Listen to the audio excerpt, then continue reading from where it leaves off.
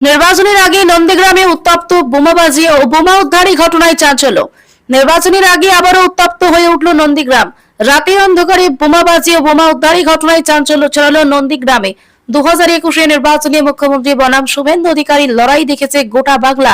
2026 নির্বাচনে শুভেন্দু অধিকারী বনাম শুভেন্দু অধিকারী এক সময়ে ছায়াসঙ্গী পবিত্র করে লড়াই। যেহেতু বিধানসভা নির্বাচনে কেন্দ্রের নাম নন্দীগ্রাম, ভোটের সময় থানায় অভিযোগ হবে না, বোমাবাজি হবে না, তা বললে কি হয়? যত ভোটের দিন এগিয়ে আসছে তপ্ত হয়ে উঠছে নন্দীগ্রামের রাজনীতির মাটি।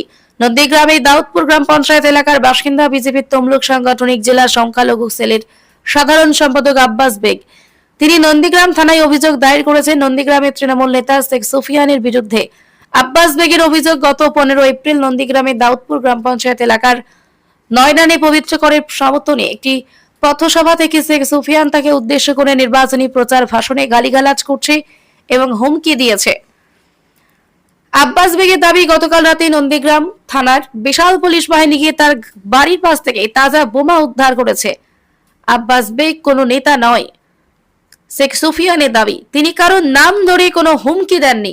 যদি কি অভিযোগ করে থাকে, তিনি তার হুমকির ভিডিও নন্দীগ্রাম থানায় জমা দিক। ভোটের দিনক্ষণ যত এগিয়ে আসছে অভিযোগ পাল্টা অভিযোগ চলছে নন্দীগ্রামে। নন্দীগ্রাম থানা পুলিশ পুরো ঘটনার তদন্ত করছে। ঘটনায় কেউ গ্রেপ্তার হয়নি। কথা বলি, আব্বাস বেগ একটা চোর। হচ্ছে পঞ্চায়েতের মোরগ বাচ্চা চুরি করেছে, ছাগল বাচ্চা চুরি করেছে, হাঁস বাচ্চা চুরি করেছে, পঞ্চায়েতের টাকা চুরি করছে। একটা চোর। ওই সামান্য চোরের নাম ধরে আমাকে বক্তব্য রাখতে হবে, এই ইতিহাস পাতায় আমি শিখিনি। ও হচ্ছে কুকুরের ল্যাজ, ও কখনো সজা হয় না।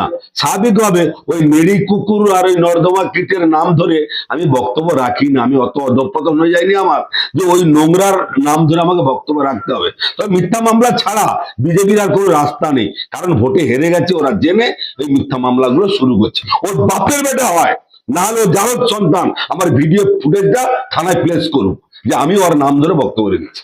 আমি শেখ সুফিয়ান, আমি হচ্ছে নন্দীগ্রাম নির্বাচন কমিটির চেয়ারম্যান।